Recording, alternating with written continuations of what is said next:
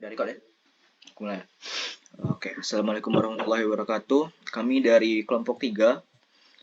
Kami di sini akan mempresentasikan hasil kerja kelompok kami tentang UI UX Project M-Baking Bangkalbar. Oke, lanjut. Oke, buat anggota kelompok ada Adeola Anggraini, ada Eva Ramadina Kalista, ada Zeti Kurniati, ada saya sendiri Dimas Fauzan Alasri, dan Ferus Dimas Pamungkas. Oke, next slide.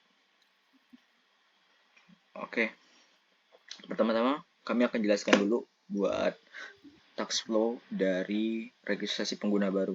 Jadi di sini nih di registrasi pengguna baru kami menjabarkan tax flow-nya kayak gini untuk pas dilempar ke pengguna. Jadi pengguna itu bakal start, terus pengguna bakal di aplikasinya kan bakal menampilkan tuh halaman persetujuan pengguna dulu sebelum registrasi. Jadi nanti user itu harus ngisi checkbox setuju. Kalau enggak, dia bakal balik lagi ke halaman persetujuannya. Terus kalau iya, dia harus mendaftarkan nomor HP. Nah, kalau di realnya, di kasus realnya itu user tuh harus mendaftarkan dulu nomor HP-nya di ATM. Nah, itu ribet. Oke, kalau tapi dari aplikasinya itu aplikasinya nganggap kalau kita sebagai user tuh udah melakukan registrasi di ATM. Oke, lanjut. Setelah udah daftarkan registrasi nomor HP di ATM, kemudian user harus memilih operator SMS buat konfirmasi. Nah, udah dapat nih konfirmasinya, terus nanti user bakal diarahkan untuk ke bagian memasukkan kata kunci sama memasukkan konfirmasi kata kunci. Jadi suruh buat kata sandi baru buat aplikasi m-bankingnya. Setelah itu baru user bakal disuruh masukin PIN dari ATM, PIN banknya. Setelah itu selesai. Itu bagian registrasi pengguna baru. Oke, hasil usability testingnya bakal dibacain oleh Adel. Selanjutnya, hasil dari usability testing pada registrasi pengguna baru dari segi learnability sudah cukup baik, namun dari segi satisfaction, effectiveness, dan efisiensi masih adanya kekurangan. Yaitu kita tuh saat melakukan registrasi nomor telepon, pengguna baru harus melalui ATM. Sarannya mungkin menampilkan fitur untuk registrasi nomor telepon untuk mempermudah pengguna. Oke, lanjut ke task flow berikutnya. Task flow menu utama bakal disampaikan oleh Virus. Oke, jadi sekarang ada task flow dari menu utamanya. Yang pertama itu dari halaman login akan menuju ke tampilan menu utama. Yang dimana di menu utama ada beberapa fitur yang disediakan, seperti jika kita memilih informasi rekening, kita akan ditujukan kepada program atau dari program informasi rekening. Terus jika kita memilih transaksi QR, akan ditujukan kepada transaksi QR. Jika kita memilih transaksi finansial, tertuju pada program transaksi finansial, pengaturan, info lainnya, bukti transaksi, hubungi kami, kris, dan logout. Nah, namun untuk transaksi QR itu setiap program ini memiliki subprogram masing-masing.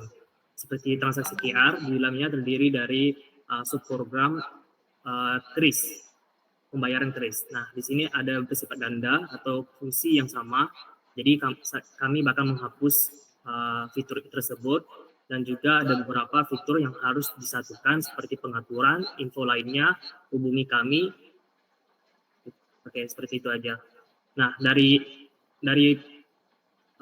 subprogram tersebut dapat memuat halaman baru dan akan kembali ke tampilan menu utama. Selanjutnya untuk hasil dari usability akan dijelaskan oleh Adeola.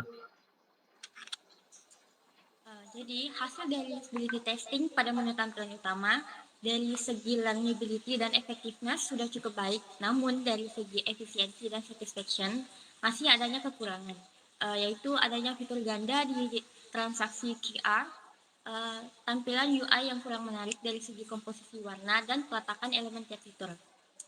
Sarannya yaitu Menghilangkan fitur transaksi QR dikarenakan dalam subprogram fitur tersebut hanya berisikan fitur transaksi dengan qris, yang mana fitur ini bersifat ganda. Yang kedua, membuat fitur baru yang berisikan beberapa subprogram dari pengaturan, hubungi kami, dan info lainnya. Yang ketiga, memperbaiki user interface dari menu utama agar mudah digunakan oleh user. Oke, bakal dilanjutkan untuk task flow berikutnya dengan Eva. Baik, di sini saya akan menjelaskan tentang task flow bukti transaksi. Setelah nanti kita masuk ke menu utama, kita langsung ditujukan pada beberapa pilihan. Salah satunya adalah menu bukti transaksi. Nah, setelah kita mengakses bukti transaksi ini, kita akan diminta untuk memasukkan kata sandi. Jika invalid, dia akan kembali ke menu bukti transaksi. Tapi jika valid, dia akan diminta untuk memilih bukti transaksi yang ingin ditampilkan. Dan setelah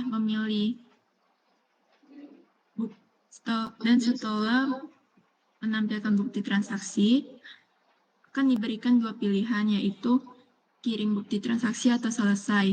Nah, jika memilih kirim bukti transaksi, akan diminta untuk memilih platform yang ingin dikirim bukti transaksinya. Dan jika sudah memilih platform, artinya sudah selesai dan akan kembali ke menu utama dan program selesai. Dan jika kita memilih selesai, maka akan langsung ditampilkan ke menu utama dan program akan selesai. Untuk selanjutnya akan dijelaskan oleh Adeola. Hasil dari usability testing pada bukti transaksi dari segi learnability dan satisfaction sudah cukup baik, namun dari segi effectiveness dan efisiensi masih adanya kekurangan, yaitu informasi yang ditampilkan untuk user masih kurang detail. Sarannya mungkin menampilkan informasi lebih detail untuk tiap item di bukti transaksi.